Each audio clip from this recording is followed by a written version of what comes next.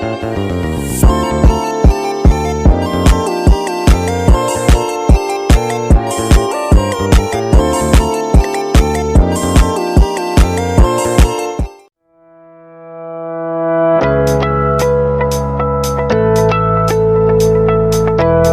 warahmatullahi wabarakatuh. Perkenalkan, kami dari kelompok 11 Alpro dengan nama tim Braka Promo Weather Application. Jadi di sini kami akan menjelaskan website yang sudah kami buat. Jadi untuk langkah pertamanya yakni menyalakan SMPP. Jadi di sini kita dengan menyalakan SMPP ini untuk menyambungkan dan menghubungkan database. Jadi kita harus mengaktifkan Apache untuk menghubungkan PHP dengan website, lalu juga mengaktifkan MySQL untuk menghubungkan PHP dengan database. Lalu kita tekan admin.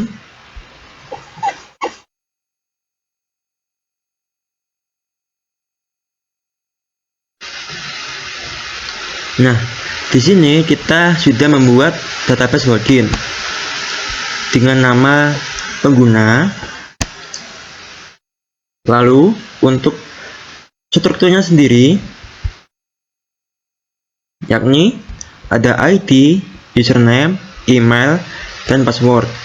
Lalu kita coba untuk ke websitenya langsung. Ketik HTTP localhost, terus nama file yang kita taruh di htdocs, dan login register, lalu di enter.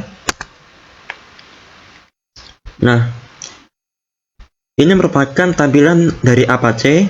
Kita langsung buka aja pada bagian login dan register PHP. Nah, ini merupakan website yang kita buat dengan nama Braka, dan tampilan utamanya ada login dan ada 3 nav. Nah, yang pertama itu ada About Me, Service, dan About. Coba kita ke About Me. Pada bagian About Me ini kita menampilkan nama-nama yang sudah mengerjakan mulai dari website, database sensor, dan juga aplikasi. Jadi yang pertama ada namanya Aufa, Pandu, Selma, Karin, Cahyo, dan Alam. Terus lanjut pada bagian service. Nah, pada bagian ini terdiri dari kontak person. Nah, jika pengunjung website ada kendala atau apa, bisa menghubungi kontak yang sudah ada di tampilan ini. Cahyo Okto Rizvian, emailnya ada cahyooktorizvian@gmail.com, lalu ada nomor teleponnya 0857 040 82340. Lalu lanjut pada bagian about. Nah, di sini ada kami menampilkan cuaca, pengertian, parameter, dan lifestyle tips. Pada bagian parameter cuaca kita menjelaskan apa itu dari apa itu kelembapan, apa itu arah angin, dan lain sebagainya. Lalu kita juga menjelaskan tentang lifestyle tips seperti ini. Coba kita lanjut pada login.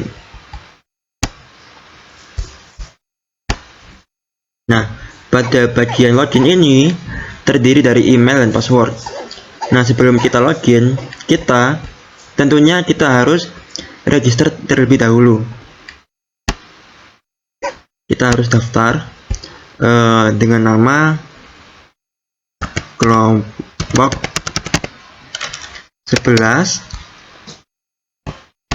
terus emailnya kelompok 11 email.com,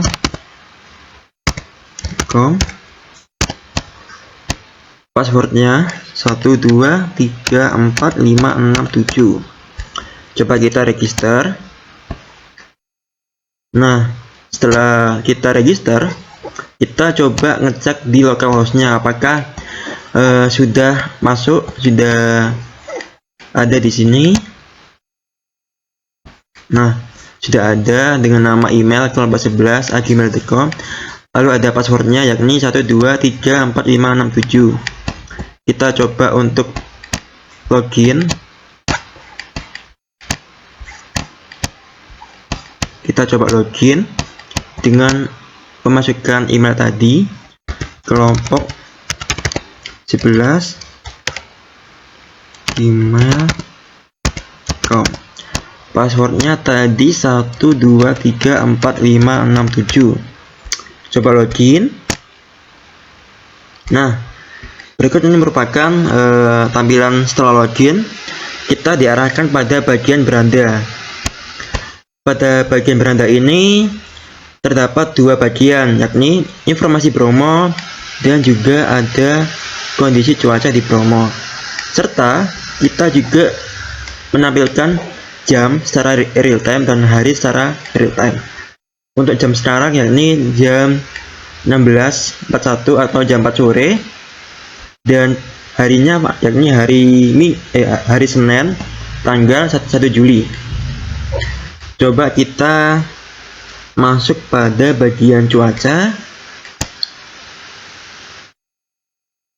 Nah, pada bagian cuaca ini kita menggunakan API OpenWeather, yang mana kita menghubungkannya menggunakan garis koordinat lintang dan bujur atau latitude dan longitude. Jadi kita pakai latitude dan longitude dari Gunung Bromonya, yakni 7942471 dan 112953031. Nah, di sini ada tampilan data humidity, terus ada pressure, ada wind speed, ada sunrise dan sunset. Nah, di sini juga ada memperkirakan cuaca Gunung Bromo pada 7 hari ke depannya, yakni ada hari Senin, Selasa, Rabu, Kamis, Jumat, dan Sabtu Minggu. Coba kita kembali dan masuk pada bagian informasi Bromo. Nah, pada bagian informasi wisata Bromo ini kami menampilkan 4 bagian. Yang pertama ada harga tiket, kedua ada wisata Kawah Bromo, yang ketiga ada wisata pasir berbisik, yang keempat ada wisata savana Teletubbies. Coba kita masuk pada bagian harga tiket. Nah, di sini pada bagian harga tiket kami menjelaskan harganya. Kalau wisatawan Nusantara ini harganya itu antara sekitar 29.000 sampai 34.000. Kalau wisatawan mancanegara itu harganya sampai 220.000 hingga 320.000.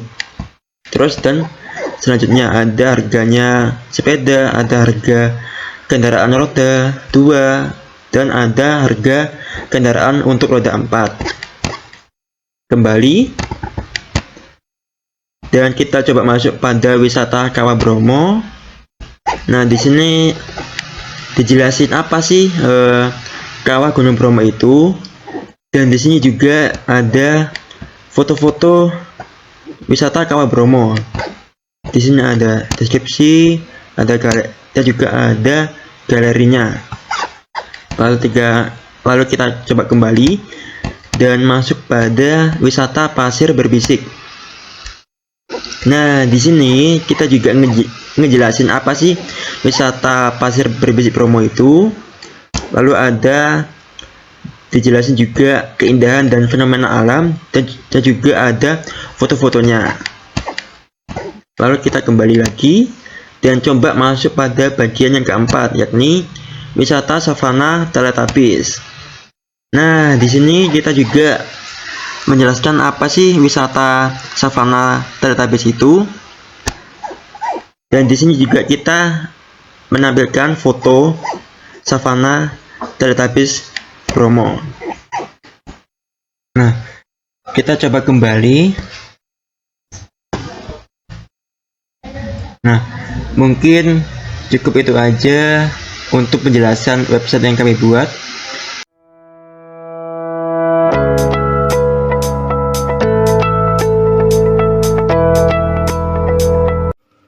Lanjut kepada penjelasan pemrograman codingan pada aplikasi Braka App. Di sini menggunakan beberapa file XAML dan XAML/CSS yang digunakan. Yang pertama yaitu ada mainpage.xaml yang berfungsi untuk mengubah codingan pada tampilan Braka aplikasi, terutama pada mainpage, dan mainpage.xaml/CSS yang berfungsi untuk mengkonekkan antara codingan dengan aplikasi. Lalu ada loginpage.xaml yang berfungsi untuk mengubah tampilan codingan pada halaman login page di Braka App, dan ada loginpage.xaml/CSS yang berfungsi untuk menghubungkan atau mengkonekkan dengan aplikasi Braka.app.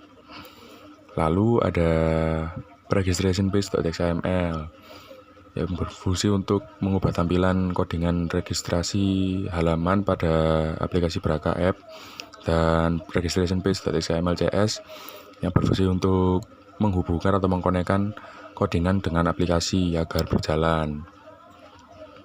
Lalu ada berandapage.xaml yang berfungsi untuk mengubah tampilan beranda pada aplikasi, dan berandapage.xaml/CSS yang berfungsi untuk menghubungkan atau mengkonekkan codingan yang sudah ditulis ke aplikasi.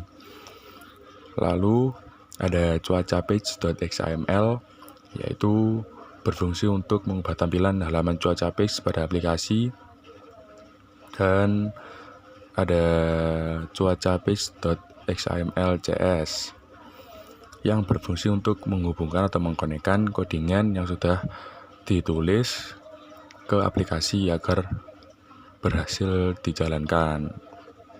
Lalu ada pariwisatapage.xaml yang berfungsi untuk mengubah codingan tampilan pada pariwisata page. Lalu ada pariwisatapage.xaml/CSS yang berfungsi untuk menghubungkan codingan yang telah ditulis kepada aplikasi.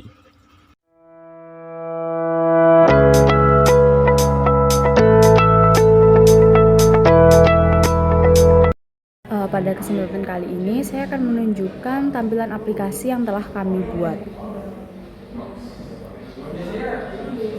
Nah, ini adalah tampilan dari main page, di mana pada tampilan main page terdapat button dari login dan register. Ketika kita belum memiliki akun, maka kita akan pergi ke register terlebih dahulu. Sekarang kita coba untuk melakukan register.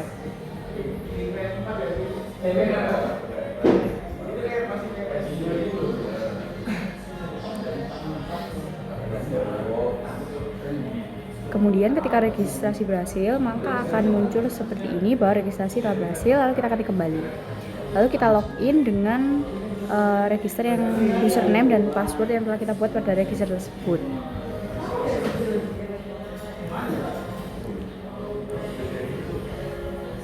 Ketika sudah berhasil melakukan login, maka akan muncul tampilan seperti ini. Kemudian ini adalah tampilan beranda, di mana pada tampilan beranda terdapat dua button, yaitu lihat informasi cuaca dan lihat informasi pariwisata. Ketika kita menekan halaman lihat informasi cuaca, maka akan muncul cuaca di Gunung Bromo secara real time, yaitu terdapat temperatur, kecepatan angin, kemudian panas atau hujan, dan kelembapan. Kemudian pada tampilan lihat informasi pariwisata, maka akan muncul beberapa informasi terkait Gunung Bromo, mulai dari rekomendasi tempat wisata, informasi tiket, penyewaan jeep, dan informasi lainnya. Sekian dari saya. Wassalamualaikum warahmatullahi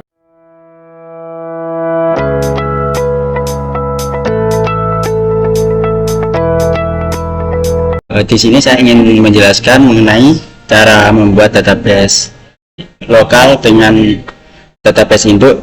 Untuk caranya di sini di awal kita harus menyambungkan IP dengan PHP admin yang kita gunakan. Nah, untuk IP-nya itu yaitu 192, terus 168 110 37 /php myadmin. Nah, jadi di sini adalah tampilan dari database induk yang ingin kami sambungkan. Di sini ada bagian database Tekis 2023. Yang pertama-tama kita di sini harus membuat tabel baru pada bagian DB Tekis 23, dan untuk cara membuat tabelnya kita klik di bagian baru. Nah, setelah kita klik bagian baru, di sini kita akan masuk ke bagian pembuatan tabel. Di sini saya ingin membuat kelompok 11. Terus untuk di bagian pertama itu kita menggunakan ID dengan jenis dari bacanya itu yaitu integer, dengan panjang itu kita menggunakan 11 dan menggunakan AI. Nah, setelah itu yang kedua kita membuat namanya yaitu value. Untuk jenis dari nilainya itu adalah varchar dengan panjang atau nilainya itu sebesar 255. Di sini kita langsung buat, kita klik simpan di sini. Nah, setelah kita simpan, maka di sini akan muncul bagian distractor, itu ada ID dan value, di mana nanti kita akan menghubungkan database ke bagian ini. Untuk tampilan dari hasil value nanti akan muncul di bagian jelajah, di mana nanti di sini akan muncul. Nah, dan itu pada bagian Tekis di sini juga berhasil kita membuat kelompok 11. Untuk selanjutnya kita perlu menghubungkan dengan Visual Studio, di mana pada Visual Studio di sini kami sudah membuat programnya, di mana pada bagian pertama di sini ada MySQL connection, di mana di sini itu bagian yang cukup penting. Di sini seperti yang tadi kita menggunakan IP server yaitu 192.168.110.37 ini sebagai IP server dari yang kami gunakan. Terus untuk usernya di sini kita menggunakan user yang ada pada PHP myadmin ini. Nah, setelah user di sini juga ada bagian DB Tekis. DB Tekis ini kita itu di bagian yang kita membuat tabel tadi. Setelah itu untuk password ini adalah password dari user yang kita gunakan atau user dari induk yang kita gunakan. Untuk yang kedua yang kita ganti itu adalah di bagian MySQL comment atau CMD, di mana di sini kita hubungkan sesuai dengan apa yang kita butuhkan pada PHP myadmin. Seperti kita tadi membuat yaitu tabel kelompok 11, di mana di sini nanti kita akan menghubungkan dari program kita ke bagian kelompok 11 dengan tadi value-nya itu value dan parameternya tadi juga value. Ketika di sini kita sudah membuat programnya sehingga kita hanya perlu menghubungkan.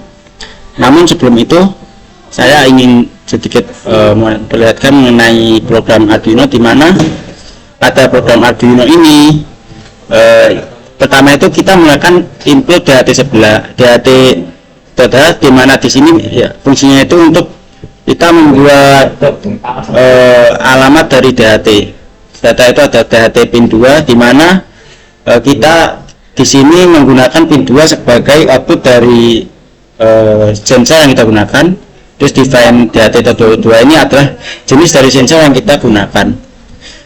Di sini kita DHT terus void setup ini digunakan untuk bagian kita membuat program yang berjalan hanya sekali, dan untuk loop ini adalah yang berjalan berulang kali. Mungkin cukup itu saja dari Arduino. Langsung saja kita start di sini. Kita ajarkan program yang sudah kami buat. Nah, di sini kita tunggu sebentar, maka akan muncul tabel maka akan muncul tabel di sini, di mana di sini sesuai dengan Arduino yang kita gunakan. Di sini kita menggunakan COM5 pada Arduino Uno. Di sini kita samakan yaitu COM5. Nah, dengan baud rate yang kita gunakan di sini adalah 9600. Di sini juga kita sesuaikan dengan baud rate yang kita gunakan pada void setup di bagian ini. Di sini kita samakan. Setelah kita samakan, langsung saja kita coba konekkan. Nah, setelah kita konekkan, maka di sini akan muncul nilai dari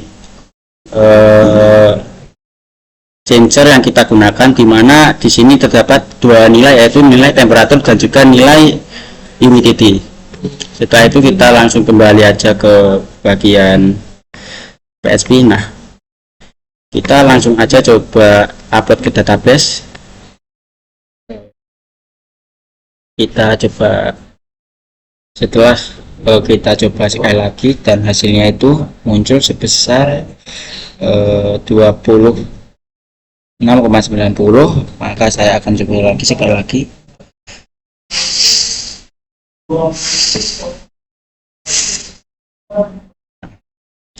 Kita coba upload langsung. Nah, kita refresh ulang data, maka di sini akan berubah menjadi 27,20 karena di sini memang untuk temperaturnya itu naik karena reaksi dari pipa yang saya gunakan.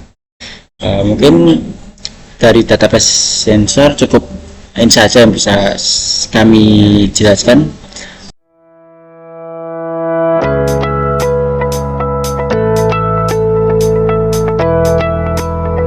Di sini saya ingin menjelaskan mengenai database sensor yang disambung dengan localhost.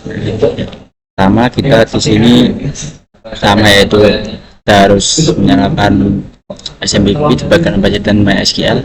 Nah, jika itu sudah tersambung, maka kita tinggal membuka localhost. Cara membuka localhost di sini tinggal localhost/php myadmin. Jika kita di sini sudah masuk, maka di sini kita tinggal membuat baru. Untuk data yang saya masukkan nanti yaitu berada di DHT22. Jadi kita buat di sini. Nah, kita buat tabel baru. Misal kita buat kelompok 11 sesuai dengan kelompok kami. Nah, di sini untuk namanya pertama itu kita buat yaitu ID, di mana di sini adalah ID dari item-item yang kami buat dengan nilai dari panjang jenisnya itu sebesar 11 dan jenisnya yaitu integer. Di sini juga kita klik yang A ini. Nah, setelah itu pada bagian kedua itu kita untuk bagian value dari data kami yang kami buatkan nanti. Untuk jenisnya ini yaitu parser dan panjang nilainya itu sebesar 265. Setelah itu cukup ini aja, lalu kita simpan. Nah, jika sudah kita simpan, maka data itu akan masuk di bagian struktur yaitu ID. Nah, ID-nya seperti ini dan juga value varchar seperti ini. Nah, jika value dan ID ini sudah selesai, maka lanjut ke kelompok 11 ini. Nah, kelompok 11 ini juga sudah selesai. Nanti data dari pembacaan sensor itu akan muncul di bagian jelajah ini. Nah, yaitu di bagian ID dan value ini. Setelah itu kita lanjut ke bagian program. Untuk programnya di sini kami sudah membuat programnya, yaitu pada program yang kami buat di sini hanya terdapat seperti MySQL connection yang fungsinya itu untuk kita menghubungkan MySQL dengan program yang kami buat, yaitu dengan di sini yaitu servernya itu localhost sesuai dengan localhost yang kami gunakan. Terus untuk usernya itu root dan database ini kita samakan dengan database yang kami gunakan di sini. Nah, untuk database yang kami gunakan di sini adalah DHT22.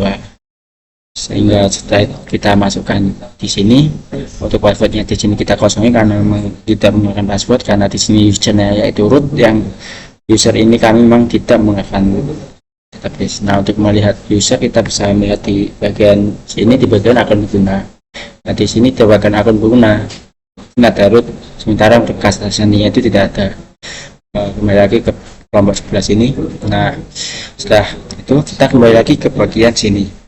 Kita lanjut ganti di bagian private void ini, yaitu di MySQL command atau perintah dari MySQL. Di sini koneksi tadi kita membuka koneksi antara MySQL dengan program yang kami buat. Nah, di sini ada insert into kelompok 11. Nah, kelompok 11 ini kita samakan dengan yang bagian dari yang kami buat tabel tadi. Nah, nanti kan kami membuatnya kelompok 11 juga. Nah, untuk value-nya, ini value yang kami buat pada tabel yang bagian kedua tadi di banyak ID. Nah, itu adalah value. Kita isi value. Nah, jika ini sudah selesai, maka tinggal kita bagian Arduino. Nah, bagian Arduino ini kan di sini ada DHT ini untuk perintah yang kami gunakan atau library yang kami gunakan, yaitu DHT12. Untuk event di sini yaitu kita meletakkan pin dari sensor kita, yaitu berada di pin 2. Terus untuk define DHT tipe, nah ini ada tipe dari sensor DHT yang kami gunakan. Setelah itu tinggal kita bagian void setup, atau di sini adalah perintah yang tidak berulang. Nah, itu adalah perintah yang hanya muncul sekali di awal aja biasanya. Nah, di sini ada bagian ini berfungsi untuk baud rate yang kami gunakan. Nah, untuk baud rate yang kami gunakan itu hanya sebesar 9600, karena di sini kami hanya menggunakan Arduino Uno biasa, sehingga tidak perlu membutuhkan baud rate yang tinggi dan hanya membutuhkan baud rate yang rendah untuk kita bisa memberikan data. Yaitu void loop di sini kita gunakan untuk kita memunculkan data nilai dari Arduino yang kami gunakan. Nah, data dari Arduino di sini kita bisa lihat di sini ada jika A dan T ini berbeda, tidak sesuai dengan ini, maka ini akan violate durit data sensor. Nah, di sini untuk kita menampilkan di secara print atau di secara monitor di sini. Nah, mungkin sebelum kita mencoba ke bagian database, kita akan mencoba untuk mengupload di bagian Arduino di sini. Kita lihat hasil dari pembacaan sensor itu berapa di sini. Karena sekarang kami berada di ruangan berhasil, jadi di sini memang data di sini itu cukup rendah untuk pembacaan sensornya.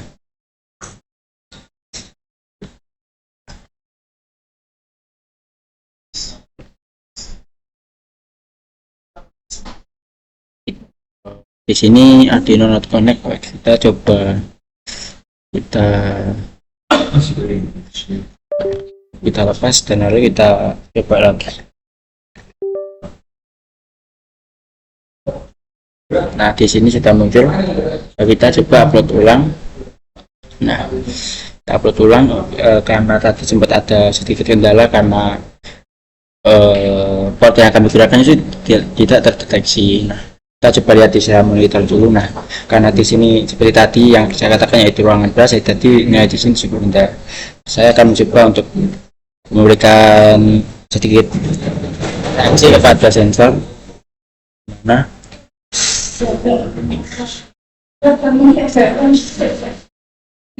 setelah saya berikan sedikit reaksi, maka di sini ya dari sensor itu semakin naik. Dari yang awalnya hanya sekitar 25,90, di sini bisa sampai 28 derajat Celcius, dan humidity-nya juga di sini naik. Nah, setelah itu kita hapus. Nah, karena di sini saya ingin mencoba database dan kami menggunakan tidak bisa menggunakan dua serial secara langsung, maka di sini harus kita hapus. Nah, setelah di sini kita hapus, kita baru bisa mencoba di sini. Nah, untuk mencetak dari Visual Studio ini, kita bisa langsung saja start di bagian ini. Kita start di bagian ini. Kita tunggu sebentar. Kita start. Nah, which connects. Di sini maka akan muncul bagian tabel. Nah, untuk bagian tabel sendiri kami buat bagian tabel desain di sini. Kita kembali ke bagian ini. kita tutup aja. Ini kita langsung ke bagian ini agar kita bisa melihat hasil dari pembagian sensor. Nah, kita geser sedikit untuk COM-nya seperti COM tadi, yaitu COM 5, dan bordernya itu seperti yang ada di Arduino tadi, yaitu 9600. Di sini kita langsung aja konekkan. Nah, sesuai dengan hasil atas serial monitor tadi, nilainya itu sebesar sekitar 26,50. Karena di sini datanya itu tidak bisa berubah-ubah, maka kita mencoba untuk upload secara satu persatu. Kita upload pertama, kita upload, terus kita di sini kita refresh. Nah, data di sini sudah muncul dengan temperatur yaitu sebesar 26,40 derajat Celcius dan juga humidity sebesar 63,30%. Kita beri reaksi pada Arduino yang kita gunakan.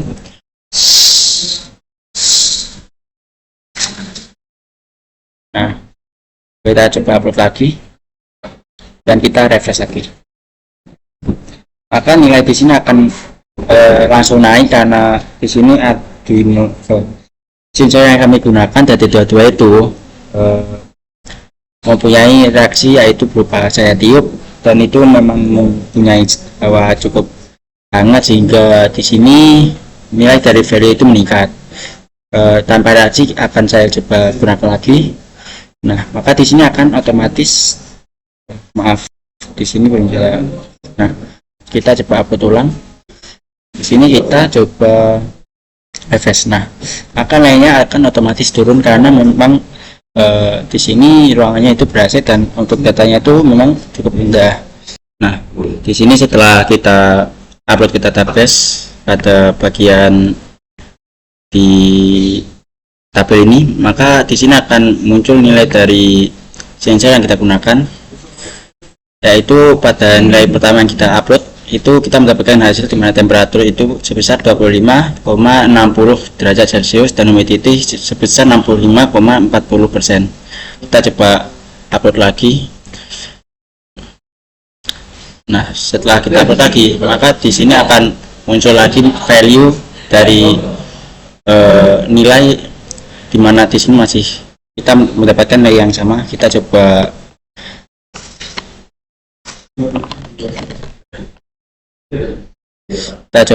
upload ulang pada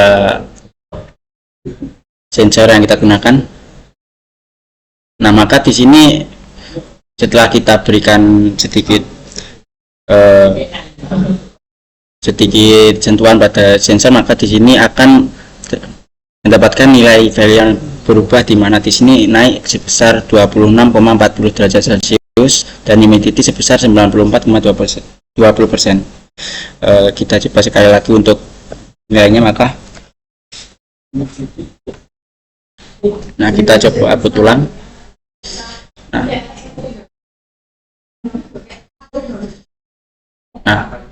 Kita mendapatkan nilai lagi sebesar 26,10 derajat Celcius dan humidity sebesar 84,60%. Mungkin cukup sekian penjelasan dari kelompok kami mengenai website, database, dan juga aplikasi. Assalamualaikum warahmatullahi wabarakatuh.